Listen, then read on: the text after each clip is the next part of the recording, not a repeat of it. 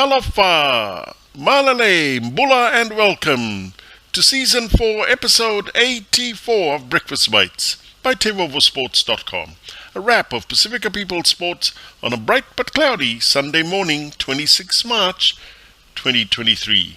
Coming to you from paradise on the 180th meridian in the middle of the Pacific Ocean. Thank you, girls, in Rugby League. I knew the defenders were going to go to Trell. I just told Cookie, I'm going to be ready. I told Trell as well, I'm going to be ready, so give me the ball. Cookie threw me a good pass, and lucky it went through. It was pretty surreal when it went over. Lachlan Ilias said on Fox League after the Rabbitohs young gun, now a cult hero, produced the first field goal of his budding career to down Manly 13-12 in another Golden Point thriller last night. In one other NRL game yesterday, the Cowboys 24-12 over the Titans, and our world-famous tips for today, the Bulldogs to whoopee the Warriors in Auckland, the Raiders to knobbysnuts the Knights in Newcastle, and the St. George Dragons to crunchygranola Cronulla in Sydney.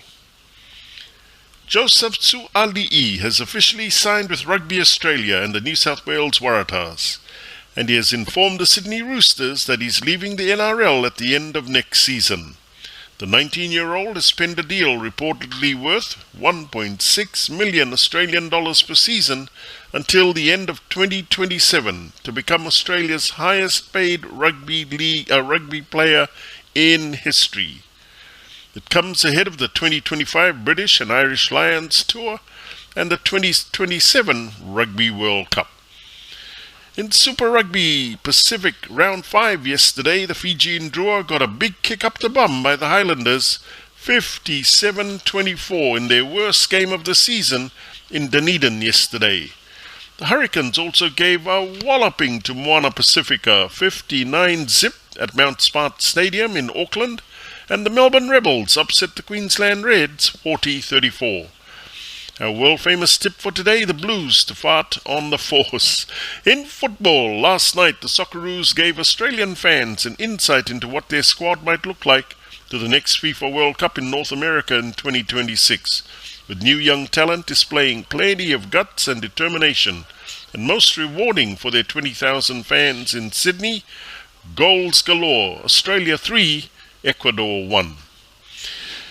In boxing, WBO Cruiserweight World Champion Lawrence Oakley, who's at 18-0, and David Light, who's at 20 with no defeats of New Zealand, both made weight for this morning's WBO World title fight in Manchester, England, with Light calmly stating, "I feel good. I've put on in a great camp. Let's rock and roll, baby."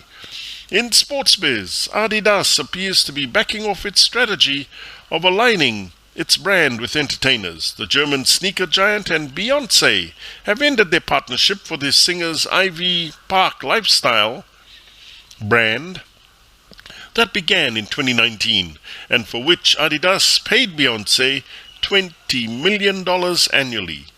It comes only weeks after the Wall Street Journal reported that revenue from Ivy Park plummeted 50% last year to $40 million US in 2022. When she signed the deal nearly 4 years ago, Beyoncé called it a partnership of a lifetime.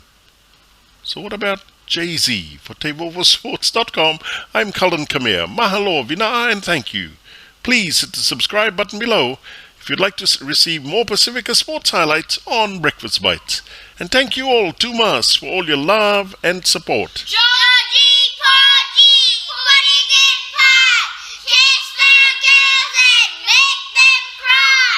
Whoa, thank you, girls.